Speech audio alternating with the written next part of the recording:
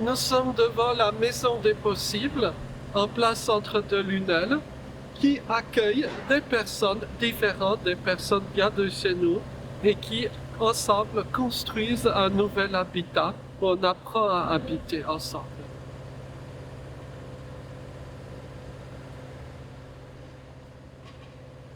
On voit tout de suite qu'il y a des gens qui ont une vision très fine des détails, et une pensée en images. On a de sacrés dessinateurs hein, dans la bande.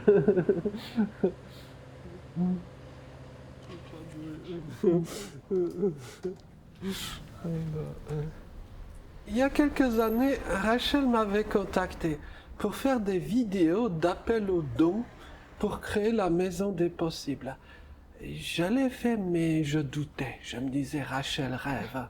Mais j'avais tort, je m'étais trompé, parce que ça a marché.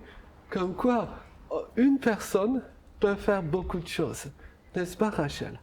Oui, on a cru que c'était possible. On a appelé ça la maison des possibles. Et effectivement, ça fait 5 ans que ça fonctionne et que tout le monde en est content.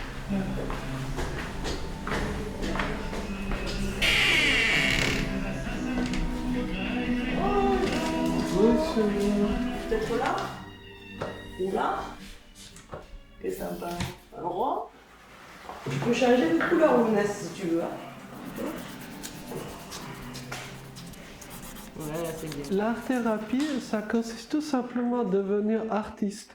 On utilise le mot thérapie parce qu'on est dans un environnement, on va dire, lié au handicap. Historiquement, beaucoup de personnes différentes, personnes handicapées, ont pu survivre juste par leur créativité. Des gens comme Van Gogh et autres, ils avaient tous les handicaps de la Terre. S'il n'y avait pas eu l'art, Van Gogh serait mort très vite.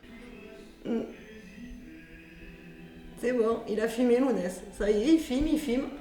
On pourra se voir après Lounès. L'idée, c'est de donner des outils de créativité, des outils de communication, ce qui au fond est à peu près la même chose, à mon avis. Donc des personnes qui ont besoin de développer leurs outils de communication peuvent tout à fait trouver leur place ici. Et puis, de toute façon, face à l'art, est-ce qu'il y a quelqu'un parmi nous qui peut se dire meilleur que d'autres? Je ne sais pas. Et voilà, le studio d'apprentissage.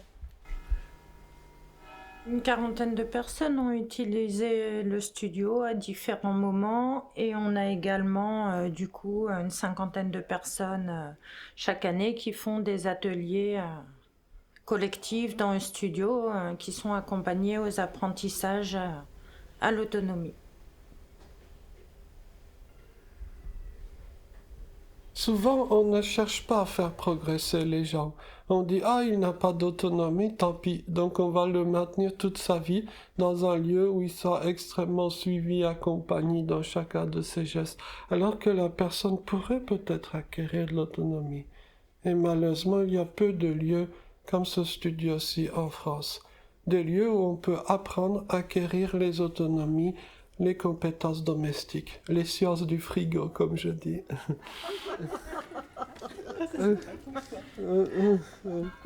Quand on connaît le nombre de parents de jeunes en situation de handicap qui sont terrorisés par l'avenir, qui se demandent est-ce que mon enfant sera assez autonome un jour, eh bien peut-être que les parents pourraient regarder ici.